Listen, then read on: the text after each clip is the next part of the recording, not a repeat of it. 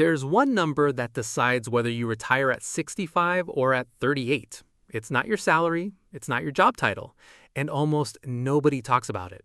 Today, I'm breaking down 7 habits shared by people who actually retired before 40. Not internet gurus selling a course, real people with real numbers, verified. By the end of this, you'll know exactly what separates someone who's still working at 55 from someone who walked away at 34. This isn't a new idea. It traces back to a 1992 book called Your Money or Your Life, and it eventually got a name: FIRE, Financial Independence, Retire Early. The pitch sounds almost rude in how simple it is. Save an extreme percentage of your income, invest it, and stop trading your time for money decades early. People roll their eyes at this. Fair. But then you look at the actual math, and it's not a fantasy. It's arithmetic. Habit 1. They track their savings rate like other people track their weight. Not their income, not their job title.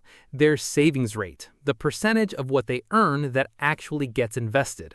Most financial advisors recommend saving 10 to 15% of your income. People who retire before 40 are usually saving 50 to 75%. And here's the part that should make you sit up. A jump from a 25% savings rate to 50% doesn't just help a little. It can cut about 15 years off your timeline. At a 50% savings rate, the math says you can be financially independent in roughly 17 years, almost regardless of your income level. Now, one of these habits is the one almost nobody actually does. Even people who claim they're doing FIRE. I'll get to it. Keep that in mind. Habit 2, and this one surprised even the researchers. It's not lattes. A widely cited survey comparing people on the path to financial independence with people who aren't found basically one clear behavioral difference: housing. FI-focused people spend about 7% less of their income on housing and put about 7% more into savings and investing. Reframe that. They're allocating roughly 30% less of their budget to where they live and roughly 78% more to investing. Not smaller coffees, smaller rent. Habit 3 comes from one of the most recognizable names in this space: Pete Adeney, known online as Mr. Money Mustache, who retired at 30 as a software engineer. He says he runs almost every purchase through one filter. What's the actual purpose of this? And is there a way to meet that same need for less or better? Not deprivation, a filter.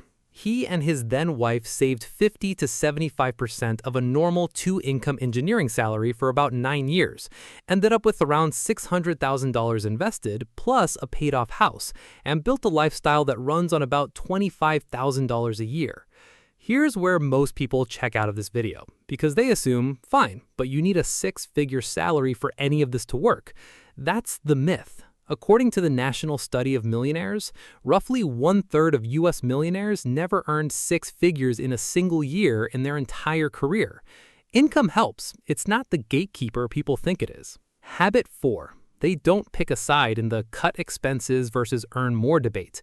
They pull both levers. Financial independence is really just the gap between what you earn and what you spend. Cutting costs is faster to start. Growing income has a higher ceiling. People who actually get there tend to do both at once: side income, career growth, and the lower cost base simultaneously. Habit 5, when their income goes up, their lifestyle doesn't. Every raise, bonus, or side income dollar goes straight into low-cost investments, typically index funds inside tax-advantaged accounts first, then a regular brokerage account after that. This one habit alone is what actually makes the high savings rate possible over years, not just for one good month. Habit 6, and this is the one most people get wrong. They don't blindly trust the 4% rule. That rule comes from a 1994 study, the Trinity study, that modeled U.S. portfolios surviving 30-year retirements. But if you retire at 35, your money doesn't need to last 30 years. It might need to last 50. So people actually doing this successfully plan around a more conservative 3 to 3.5% withdrawal rate instead. And here's what happens if you skip this step. You hit your number, quit, and then discover the 2 things almost nobody plans for: healthcare, because Medicare doesn't start until 65, and the market downturn hitting right after you stop earning, which can wreck a retirement that looked fully funded on paper. This is exactly why the habit isn't just save a lot. It's planned for the 45-year version of this, not the 30-year version. Remember the habit I said almost nobody actually follows? Here it is. They build in flexibility before they need it.